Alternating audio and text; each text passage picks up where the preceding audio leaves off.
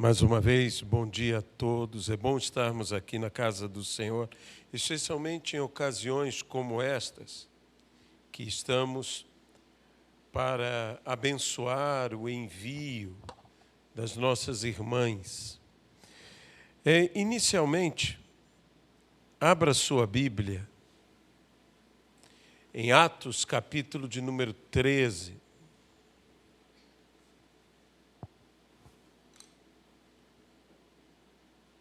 Senhor nosso Deus, abençoa-nos e ajuda-nos aqui, ó Pai, a fazermos a Tua palavra, a vivermos a Tua palavra. Que a presença do Senhor seja real, que o Senhor fale aos nossos entendimentos e aos nossos corações, no nome de Jesus Cristo. Amém. Atos dos Apóstolos, capítulo de número 13. Havia na igreja de Antioquia profetas e mestres: Barnabé, Simeão, por sobrenome Níger, Lúcio, de Cirene, Manelém, Colasso de Herodes, o tetrarca, e Saulo. E servindo eles ao Senhor e jejuando, disse o Espírito Santo: Separai-me agora Barnabé e Paulo para a obra a que os tenho chamado. Então, jejuando e orando, impondo sobre eles as mãos, os despediram. Que Deus possa abençoar a sua palavra em nossas vidas. Hoje estamos aqui para um culto de envio, nesse domingo de manhã. Nossas irmãs Sandra e Suzana estarão indo para estar em outras nações, ministrando com irmãos nossos que estão fazendo uma obra extraordinária. Essa Casa da Menina dos Olhos de Deus é uma obra impressionante, em que meninas são retiradas de uma situação degradante, de viver na escravidão e, por vezes, na escravidão sexual. E essas meninas são colocadas em lares alternativos e ali são cuidadas, são restauradas, ali são ministradas, recebem a palavra do Senhor.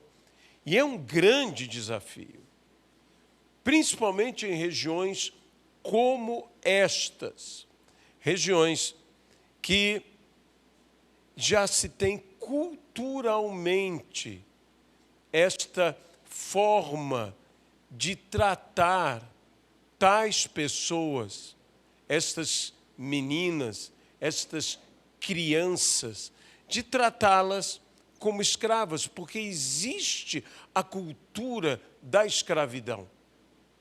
E contra esta cultura, o Evangelho chega com um movimento poderoso, mas não deixa de ser uma guerra espiritual, uma guerra moral, uma guerra, inclusive, cultural. E ali os missionários que se encontram, obviamente, eles se desgastam nesta batalha. Essa é a visão que nós temos de enviar pessoas que cooperem, de enviar pessoas que apoiem, de enviar pessoas que possam também ajudar. A Bíblia diz que nós devemos ajudar carregando os fardos ou as cargas uns dos outros. E não apenas ministrando às meninas que lá estão, mas, acima de tudo, ministrando aos missionários que lá se encontram, que batalham tantas vezes sozinhos, que carregam tantas situações difíceis em seus ombros, que quão raramente tem uma palavra de apoio, quão raramente tem a quem derramar suas próprias aflições, suas próprias frustrações, suas próprias decepções, com quem compartilhar, não o sucesso, porque o sucesso, meus amados, todos desejam normalmente compartilhar, mas dificilmente você encontrará pessoas que desejem compartilhar dos fracassos. E os fracassos existem. Os fracassos fazem parte do processo todo de nossa existência. Como seres humanos, nós não apenas somos bem-sucedidos, nós, por vezes, fracassamos. E quem nos amparará no momento do fracasso? Quem nos apoiará no momento do fracasso? Quem nos encorajará a irmos adiante, nos impulsionará no momento do fracasso? É para isto que elas estão indo. Aqui no texto, é um momento especial em que Paulo, em que Barnabé são separados, são comissionados pelos homens, da parte de Deus vem esse comissionamento para uma obra que o Senhor tinha para estes homens. Há uma obra a ser feita, há uma obra a ser realizada, e há aqueles que irão fazer a obra. No caso de Paulo e Barnabé, que não é o caso de Susana e Sandra, eles foram separados para o apostolado. O apostolado. Mas nós, mesmo que não venhamos a ser apóstolos de ofício ou profetas de ofício, mesmo que esse não seja o nosso ministério, isso não quer dizer que nós não podemos nos mover apostolicamente, que nós não podemos nos mover profeticamente. Ao contrário, nós devemos aprender a nos mover apostolicamente, profeticamente, numa unção de Deus, que nos leva a realizar tal obra. Naquela região, elas estarão com verdadeiros apóstolos, com missionários. O missionário é aquele que desempenha uma missão, que é enviado para realizar uma missão, no caso, uma missão no exterior. Tailândia, Camboja, outras nações que missionários foram enviados. E eu não tenho por que não crer que estas pessoas, no sentido literal da palavra, são apóstolos. São abridores de trabalhos, lançam os fundamentos da fé em vidas, em pessoas, em ministérios. E louvamos a Deus por essas pessoas que lá estão. Então, elas vão no mesmo mover apostólico, na mesma ação, junto com eles, se tornando cooperadores. E se tornando cooperadores, tornam-se participantes do galardão que tais pessoas têm. Se nós, quando damos que seja um copo de água fresca, é o que a Bíblia diz, nos tornamos participantes do galardão, quanto mais quando interagimos de uma maneira tão intensa como esta.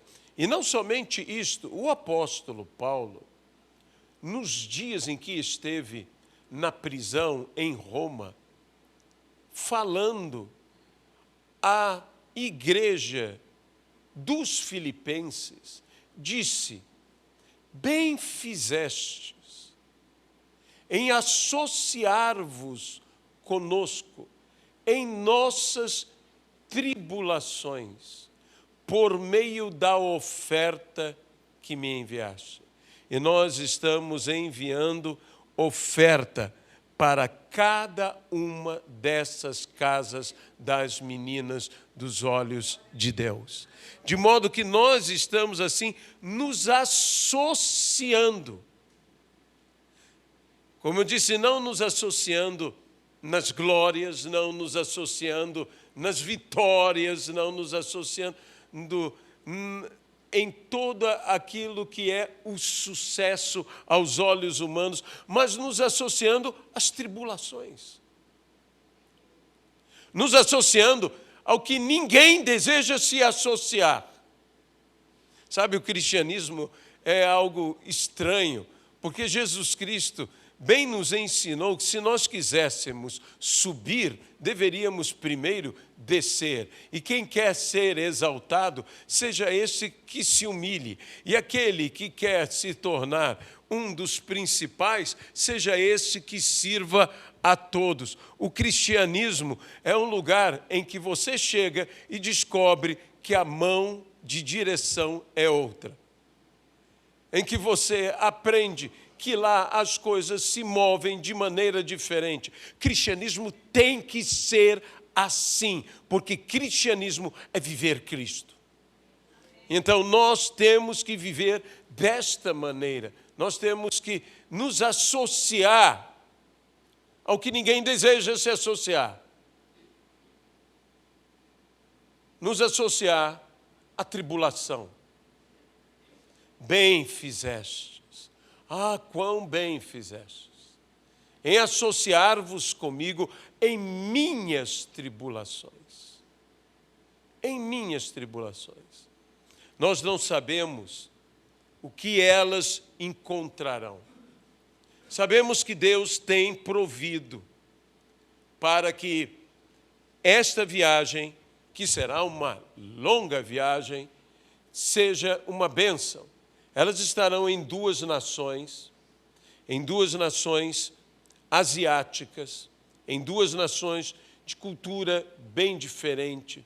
Claro, serão amparadas, serão recebidas por irmãos nossos que são brasileiros. Então, certos choques culturais serão amenizados justamente por causa disso, mas elas estarão vivenciando, imergindo numa situação diferente. Imagine os primeiros missionários, como Paulo, como Barnabé, que foram enviados a um mundo que, inicialmente, eles começaram indo nas sinagogas, eles começaram se relacionando com pessoas que tinham algo a ver com eles.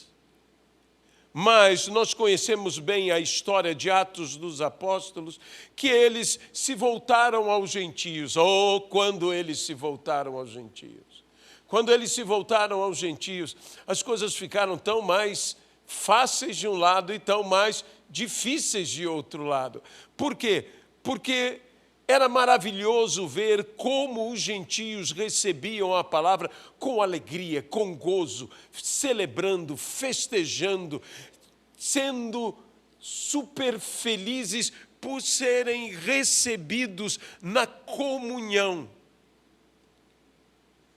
por estarem sendo salvos. Mas para eles, como devia ser difícil. Como devia ser difícil. Os hábitos alimentares, os costumes, a maneira de lidar com as coisas. Você que já teve oportunidade de se relacionar, no mínimo com pessoas estrangeiras, você sabe que as coisas são bem diferentes. Que às vezes até mesmo quando aprendemos uma língua, estrangeira, quando aprendemos essa língua, que é a manifestação, diria eu, e espero não errar, máxima da cultura de um grupo de pessoas, de uma nação. Às vezes nós estamos aprendendo a língua e quantas situações vexatórias passamos porque utilizamos mal a língua. Às vezes nos tornamos agressivos sem querer ser agressivos. E somos mal entendidos. Por quê? Porque usamos mal a língua. E isso é mais comum do que a gente imagina. Isso é mais comum. Eu nunca me esqueço de uma vez que eu estava com um grupo de pastores americanos, estávamos na cidade de St. Louis, pela graça de Deus, participando de um congresso, o Revival Conference, e nós fomos até o hotel onde estavam os americanos. O hotel que nós estávamos era um hotel mais ao nosso alcance. O hotel que os americanos estavam era um hotel mais fora do nosso alcance. Então, nós já entramos no choque de passar naquele hotel. Aí encontramos todos eles lá. E eu queria saudá-los, né? E falar, hey, guys. Infelizmente, eu falei outra coisa. Né? Eu acabei ofendendo a todos eles que entenderam, que riram e tudo mais, e não vou falar porque não é lugar de se falar uma coisa como essa, mas eu troquei, eu não sei por que troquei, mas troquei. Por quê? Porque não é a língua habitual que eu estou usando, que é o meu amado português. Eu estava falando com eles em inglês e, de repente, tão alegre, tão contente, tão entusiasmados, hey! E falhei. Tão fácil falhar. Tão fácil falhar, mesmo que você conheça a palavra, mesmo que você... É tropeçar. E isso acontece. E quantas vezes nós já não sentimos essas dificuldades? E eu imagino os apóstolos, eu imagino Paulo, eu imagino Barnabé, judeus. E Paulo, um judeu, fariseu de fariseus. O choque que Paulo devia enfrentar tantas vezes a lidar com gentios, a ter agora que ensinar tudo a eles. Então, oremos mesmo, porque nossas irmãs vão para uma situação desafiadora e nós estamos enviando. Nós estamos enviando como aqui esse grupo enviou. Esse grupo que sobre eles impuseram as mãos, os abençoaram. E é por isso que nós iremos impor as mãos, iremos abençoar e iremos o quê? Despedi-lo, que é enviar. Enviados pela igreja. A cada lugar, em cada passo que elas estiverem indo, elas estarão indo debaixo da graça de Deus e do envio da igreja. E nós, como igreja, não devemos pensar que é meramente orarmos agora, impormos as mãos agora, enviarmos agora, darmos palavras após o culto, um tapinha nas costas, um abraço, um beijo na face e coisas como essa que nós fazemos e dizemos, Deus é contigo. Não, você tem que continuar orando. Até o final. Até a volta. E depois da volta, orar um pouco mais. Em quê? Em ações de graças. Obrigado, Senhor, porque o Senhor atendeu tudo, porque o Senhor esteve em tudo, porque o Senhor viu tudo, porque o Senhor é bom. Todos nós somos chamados a pregarmos a palavra. Todos nós somos chamados a ministrarmos a palavra. Isto é, ao mesmo tempo, um privilégio e uma responsabilidade. É um privilégio porque os próprios anjos desejam pregar o evangelho, as boas novas, e eles não o podem. E a nós é dado o pregar o evangelho, as boas novas. Isso é um tremendo privilégio. Um tremendo privilégio, mas é ao mesmo tempo uma tremenda responsabilidade. Ai de mim, disse Paulo, se não pregar o evangelho. É uma tremenda responsabilidade. Eu creio, e creio de todo o meu coração, que o lugar onde pregamos, e agora chamarei este lugar onde pregamos de um púlpito, porque não pregamos apenas em púlpitos, pregamos em todas as partes. E como já foi dito e sabiamente foi falado, se necessário, usamos palavras. Mas devemos pregar com a nossa atitude, devemos pregar com o nosso testemunho, devemos pregar em todas as partes, em todos os lugares. Porém, eu creio de todo o meu coração que o púlpito é uma terra santa. Hoje, a igreja, às vezes, inocentemente, não tem tratado o ofício, a obra da transmissão da mensagem com o esmero, com o cuidado, com o respeito que ela merece, o lugar santo. Quando nós nos colocamos atrás da Bíblia, atrás da palavra de Deus, para ministrá-la, se bem que hoje muitos nem mais carregam esse livro. Não que não o tem, mas que utilizam seus celulares, utilizam seus computadores, utilizam seus tablets, coisas da vida moderna. Mas eu ainda gosto de manusear as folhas do livro, da palavra de Deus, da Bíblia Sagrada. Ainda eu gosto disto. Mas se esquecem e dizendo, isso são coisas. Saiba do seguinte, Deus leva a sério coisas que nós às vezes não levamos a sério. Você se lembra do episódio no palácio de Babilônia, do filho do rei Nabucodonosor, que tomou os utensílios da casa de Deus e usou inapropriadamente.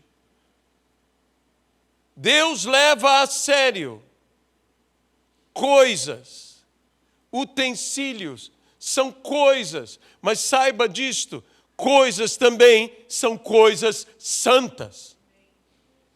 E o que é santo deve ser tratado com santidade. Com santidade. Eu não estou querendo ser extremamente pesado ou extremamente religioso. Não, de forma alguma. A igreja, nós, pessoas, mudamos. Mas há uma coisa que não muda. Nós vivemos numa sociedade de intensas mudanças. De intensas mudanças. A sociedade está mudando, a maneira de se vestir está mudando, a maneira de se falar, o politicamente correto, está mudando.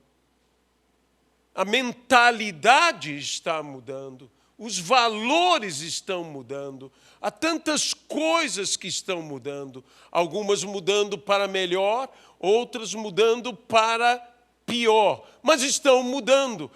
Porém, há uma coisa que jamais muda, é a palavra de Deus.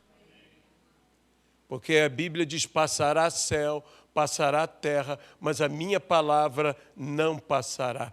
O Senhor também que não muda, Ele que é o mesmo ontem, hoje e o será eternamente, zela pela sua palavra para fazer cumprir. Muitos dos modernos pregadores têm que se conscientizar de uma coisa, que o poder não está no mensageiro, está na mensagem. Porque a Bíblia diz que o Evangelho é poder de Deus. É poder de Deus. E às vezes, pregadores se esquecem que o poder não está no mensageiro, mas não recebereis poder. Sim, recebereis poder. Ao descer sobre vós o Espírito Santo e sereis minhas testemunhas. Mas eu não sou o poder. Eu recebo poder. Eu recebo autoridade. Acima de tudo, da palavra. E que nós temos que voltar ao apego na palavra. Se não está na palavra, meus irmãos, não preguemos como se fosse a palavra. Se não está na palavra, não nos agarremos a estas coisas como se fossem a palavra. A palavra é única. A palavra, ela é, de fato, inspirada, revelada. Ela é o quê? A palavra de Deus. E nem só de pão viverá o homem, mas de toda a palavra que procede da boca de Deus. Existem desafios, existem lutas, quer aqui, quer em nossas vidas, em nossas famílias, na nossa realidade, quer para onde seja que o Senhor nos envie, desafios que muitas vezes são desesperadores. Angústias perturbadoras que fazem as pessoas levantar as suas mãos e colocarem em sua cabeça e exclamarem: meu Deus, o que eu vou fazer? Você sabe que isso existe. Meu Deus, o que eu vou fazer? Que saída eu terei? Como eu vou resolver isto? Mas quando você ministra a palavra, quando você traz a palavra, quando você de fato entrega a verdadeira palavra de Deus, o Evangelho, que é poder de Deus para a salvação de todo aquele que nele crê, as pessoas levantam também suas mãos, mas elas mudam de postura, elas mudam de posição, elas erguem as suas mãos aos céus, elas começam a adorar ao Senhor, ainda no meio das suas dificuldades, ainda no meio dos seus problemas. Elas não dizem: meu Deus, o que eu vou fazer? Elas dizem: meu Deus, o que o Senhor irá fazer? Uma mudança tremenda, que vem pelo quê? Pelo ministrar da palavra. Que vem pelo quê? Pelo ouvir a palavra. Porque Romanos mesmo nos diz que a fé vem pelo ouvir. E o ouvir a palavra de Deus. A fé vem pelo ouvir. E o ouvir a palavra de Deus. Não é um ouvir qualquer. Porque hoje estamos ouvindo muitas coisas. E há muitas pessoas. Mas a fé vem pelo ouvir e ouvir a palavra de Deus. Agora, eu gostaria de salientar uma coisa que o Senhor tem ministrado ao meu coração. E eu espero que também Ele confirme no teu coração. Que quando terminamos de pregar, não acabou. Recém se iniciou. Porque se a fé vem pelo ouvir, e ouvir o pregar da palavra de Deus. Quando nós terminamos de pregar, começa a fé. E quando começa a fé, logo virá o milagre. Logo virá o milagre. Durante muito tempo, eu faço aqui minha confissão, eu terminava de pregar e terminava de pregar. E conheço muitos maravilhosos ministradores, gente pregadora de primeira linha, homens e mulheres, que quando terminam de pregar, simplesmente terminam de pregar. E eu não estou dizendo que isso é errado, não estou fazendo uma crítica, mas eu estou chegando a uma conclusão, que quando nós terminamos de pregar, nós não podemos parar, porque a fé veio, e o milagre tem que acontecer. Jesus terminou de pregar, quando pregava do barco de Pedro às multidões. E ele, então, chegou em algum momento que o sermão, que a mensagem chegou ao fim. A mensagem chegou ao fim. A fé começava a existir. Por quê? Porque a fé vem pelo ouvir. E Jesus, então, não parou, Jesus continuou ministrando, e ministrou especialmente a Pedro, a vida de Pedro, e na vida de Pedro ministrou a tantas outras vidas, como os sócios de Pedro, e como as famílias de cada uma daquelas pessoas, daquela sociedade, porque todos eles foram atingidos pelo milagre. E Jesus disse, lance a rede. E veja o que Pedro diz, tendo trabalhado a noite inteira, nada conseguimos, mas confiado em tua palavra, lançarei a minha rede. Confiado na tua palavra. Eu ouvi a tua palavra produziu algo em mim, a tua palavra produziu fé em mim. Eu não posso agora mais me eximir, porque eu tenho fé. E a fé me impulsiona em direção ao milagre. O milagre vai acontecer. Por quê? Porque houve a pregação do Evangelho, que é poder de Deus. E nós recebemos fé pela ministração deste poder. E pela fé nós iremos ver o milagre que necessitamos. Eu não sei qual era a realidade de Pedro, eu não sei qual era a realidade dos sócios de Pedro, eu não sei qual era a realidade da firma de Pedro. Mas eu sei uma coisa, que depois daquele milagre, a realidade mudou. Se estava boa, ficou melhor. Se estava ruim, ficou boa. Por quê? Porque foi algo maravilhoso. Foi algo extraordinário. E eu creio de todo o meu coração que o Senhor está aqui para poder fazer milagres na tua vida, na minha vida. A presença de Deus.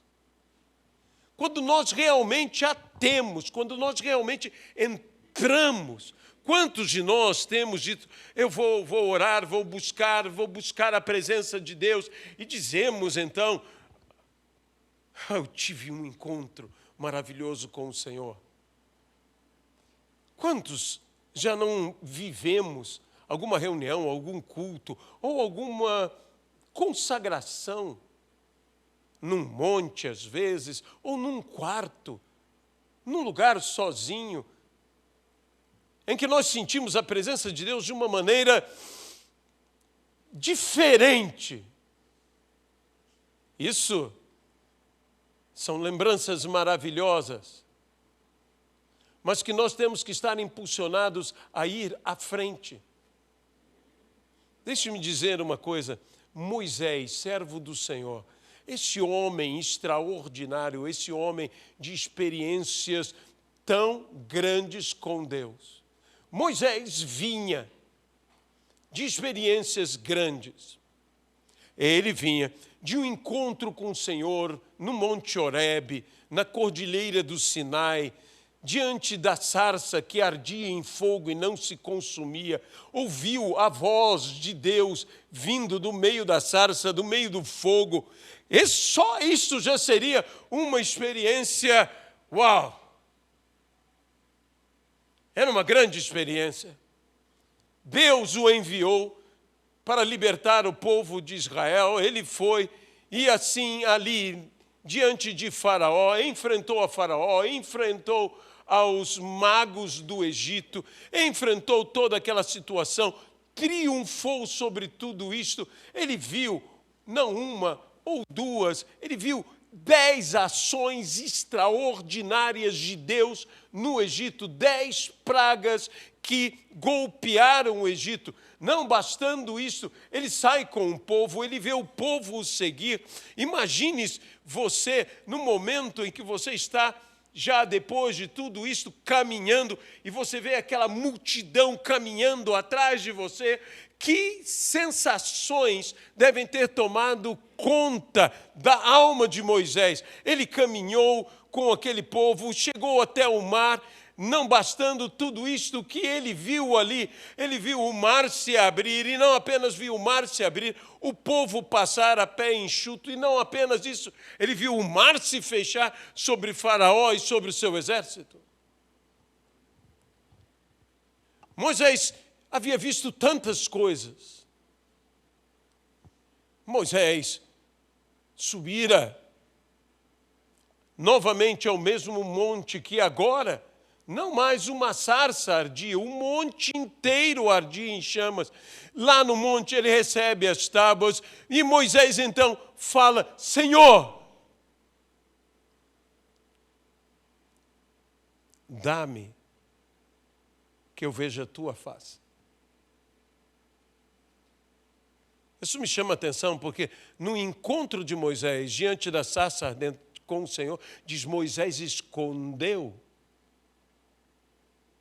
o seu rosto, porque temeu olhar a Deus. E agora Moisés, já tão mais confiante, agora Moisés, tão mais íntimo do Senhor, tão mais amigo do Senhor, ele diz: mostra-me a tua face. Muitos de nós estamos vivendo coisas passadas, maravilhosas coisas passadas. Estamos falando, Deus agiu dessa maneira, Deus agiu daquela maneira, Deus agiu daquela outra maneira.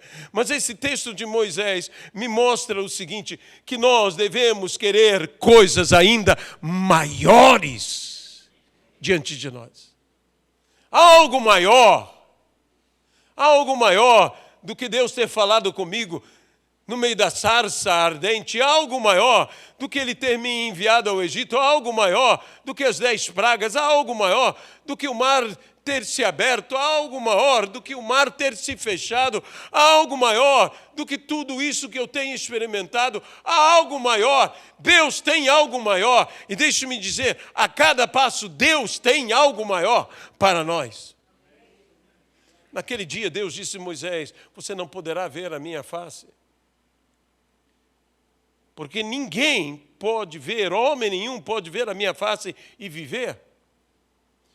Mas eis aqui uma pedra, eu te farei sentar sobre essa pedra, colocarei a minha mão sobre os seus olhos e passarei toda a minha bondade diante de ti.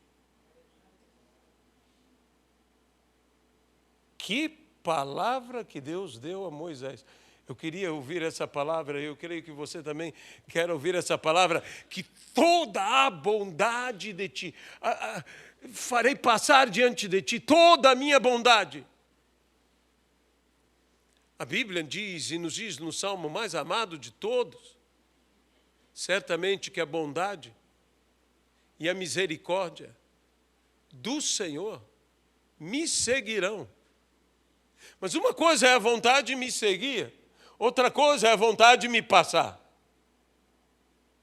Essa bondade que me segue, agora ela me passa. E para que ela, de me seguir, possa me passar, em algum momento ela tem que estar ao meu lado. Farei passar diante de ti a minha bondade que te segue, a minha bondade te antecederá. Que coisa maravilhosa e estupenda. Mas mesmo assim, mesmo que Deus fizesse passar diante de nós toda a sua bondade, eu não consigo nem imaginar o que é toda a bondade de Deus, porque o Senhor é bom e em todo tempo Ele é bom. Imagine o que é tomar toda essa bondade intensamente e passar diante de nós. Tudo isto, por mais intenso, por mais maravilhoso, é apenas um vislumbre, porque um dia os nossos olhos verão ao Senhor e conheceremos como também somos conhecidos. E o que nem olhos viram, nem ouvidos ouviram e nem jamais penetrou em coração humano, Deus tem preparado para aqueles que o amam, e nós veremos. Nós veremos. Que coisa maravilhosa. E qual foi o efeito? O efeito foi que o rosto de Moisés, quando ele saiu daquele encontro, brilhava a tal ponto que as pessoas não conseguiam olhar para Moisés. Não conseguiam olhar Moisés. Por quê? Porque era a consequência. Eu quero ter na minha vida, eu quero que nós tenhamos na nossa vida a consequência, a evidência de que tivemos este grande encontro com Deus. Tem que existir algo que, desculpe-me o trocadilho, que esteja na cara, que você contemplou a glória de Deus. Tem que estar na nossa face, tem que ser visível na nossa face. Tem que a pessoa chegar e dizer: você está diferente. Há algo de especial em você. Imagine se eu estivesse aqui e você olhasse para mim e o meu rosto começasse a resplandecer.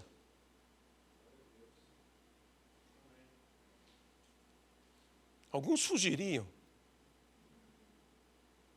Alguns fugiriam. Eu me lembro de um pastor que eu conheci, que pediu tanto a Deus, disse: eu quero ver o anjo, eu quero falar com o anjo. E um dia de madrugada, ele em sua casa se levanta para tomar água. E chega à cozinha. Para quê? Para tomar um copo de água. E quem está sentado na cadeira? O anjo. O anjo está sentado na cadeira. Eu perguntei a ele: e o que você fez? Ele disse: nada. Me deu um medo. Me deu um medo. Eu olhava aquele anjo e o anjo olhava para mim. E eu olhava o anjo e o anjo olhava para mim. E eu disse: eu nunca compreendi tanto Maria como naquele dia. Que o anjo teve que dizer: eu venho em paz, tá? Maria olhou o anjo e disse: opa. Ele disse: quando eu olhei aquele anjo. E se um anjo pode provocar assim, ainda mais a presença de Deus. Quantas vezes na Bíblia nós vemos que a presença gloriosa de Deus, a visão gloriosa do Senhor, a visão de um Cristo glorificado, o que aconteceram com as pessoas? Eles caíram. Começa com um homem que nem fé tinha, que era Saulo. Saulo não tinha nem mesmo fé, não acreditava nessa história, não cria que Jesus era o Messias. E então Saulo olha no caminho a Damasco e ele vê a glória de Deus e vê Jesus indo ao encontro dele. Ele não sabe quem é. E a Bíblia diz que ele cai. Ele cai. A Bíblia não diz que ele caiu de um cavalo, muitos supõem que ele caiu de um cavalo. Se estava no cavalo, caiu do cavalo. Se estava num burro, caiu de um burro. Se estava andando, caiu. Mas o fato é que caiu. Ele caiu. Quem é? Eu sou Jesus, a quem tu persegues. Que impacto tremendo. E outros que já criam, que tinham experiência, que já serviam, como João na ilha de Pátimos, e diz que viu ao Senhor e teve uma visão do Cristo glorificado, e a Bíblia diz que caiu como morto. Eu não sei se nós temos tido tanta experiência assim com Deus, porque acho que alguns de nós precisávamos cair como mortos e nos levantar como ressurretos. Porque essa é a experiência que Deus nos dá e que nós precisamos vivenciá-la. Hoje aqui, eu não quero apenas terminar uma mensagem, eu quero começar em fé. Eu não quero apenas começar em fé, eu quero seguir num milagre. Eu não sei qual é o desafio que você tenha na sua vida. Talvez um desafio familiar, talvez um desafio físico, talvez um desafio econômico, talvez um desafio moral. São tantos os desafios que nós temos, e talvez a soma de diversos desafios, como estes e ainda outros. Mas eu sei do seguinte: nós pregamos a palavra de Deus, e eu creio que essa palavra é verdadeira, e diz que a fé vem pelo ouvir, e ouvir a palavra de Deus, de modo que eu creio que você tem fé. E eu creio que essa fé é operosa na minha e na tua vida.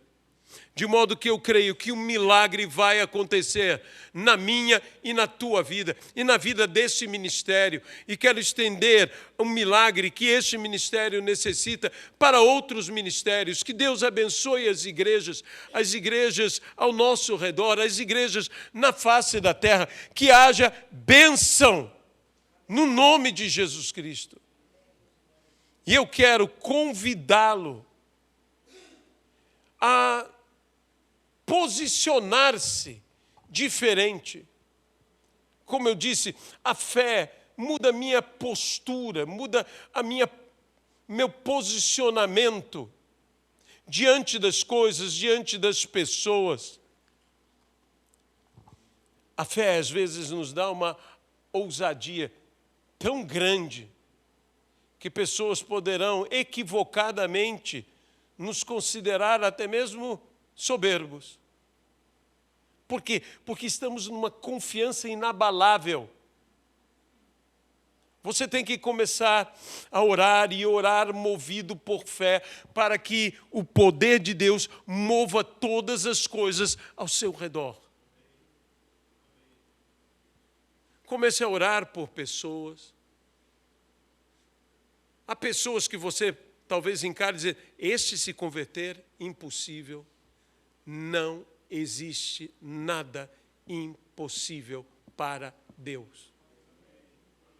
Pessoas que descarrilharam, que se desviaram e que precisam retornar. Temos que orar por essas pessoas, movidos de uma fé inabalável. Mas, como eu disse, você pode estar num desafio pessoal. Você pode estar numa luta que necessita de um milagre. E eu quero orar por você, por este milagre. Antes de orarmos pelo envio das nossas irmãs que estarão indo a nações e passando um bom tempo. Eu não fiz as contas, mas creio que dá mais de um mês de trabalho. Então, isso não é algo fácil. Distanciar-se da família, dos irmãos, de tudo. Nós vamos orar, nós vamos abençoar e vamos seguir orando, vamos seguir abençoando. Mas agora eu quero orar pelo teu desafio. Eu quero pedir a Deus pelo teu milagre. E se você tem uma necessidade, como eu tenho uma necessidade, eu te convidaria a ficar de pé aonde você está. E aqueles que nos ouvem e nos veem pela live, eu os convido também a ficar de pé aonde vocês estão. Dentro do seu aposento, dentro de sua casa, fiquem de pé no nome de Jesus Cristo. Apenas uma mudança de postura física, simbolizando uma mudança na minha vida, no meu viver. Senhor Jesus, eu quero orar. Eu quero pedir, ó Pai, por um milagre. Eu não sei o grau de desafio, mas eu quero te pedir, Senhor, que o milagre aconteça e o milagre aconteça rapidamente. Não há momento, Senhor, para se esperar. Necessitamos de um milagre pronto. Como foi o milagre na vida de Pedro, que disse: eu nada consegui, mas confiado em tua palavra. Confiado em tua palavra, nós lançaremos. E tudo vai mudar. Que haja cura, que haja restauração, que haja salvação, que haja solução. Aonde estão as dificuldades, haja solução. Venha a solução da parte do Senhor. Se a solução é financeira, que venha o dinheiro. Se a solução, Senhor, demanda outra coisa, que venha o que é necessário. Senhor, faz o milagre e abençoa-nos aqui. É o que nós oramos e desde já te agradecemos. No nome de Jesus. Amém, Pai. Amém? Tome seu assento. Eu vou convidar a Sandra e a Suzana que venham aqui à frente.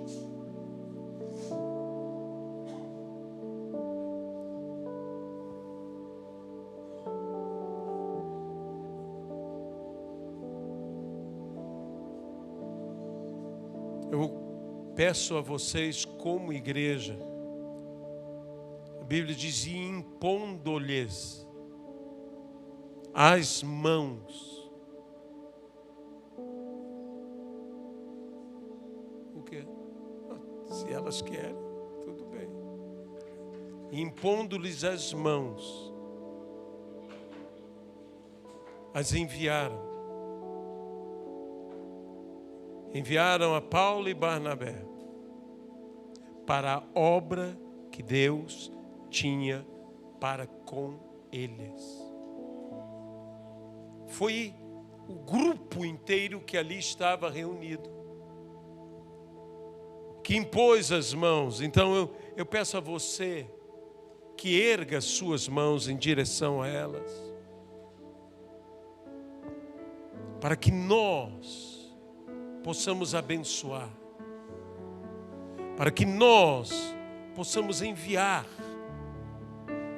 Deus irá com elas, Deus as sustentará, Deus as abençoará, mas nós iremos impor as nossas mãos agora. Erga suas mãos e oremos. Você pode orar também. Senhor, nós estamos aqui abençoando a Sandra e Suzana, pedindo por elas.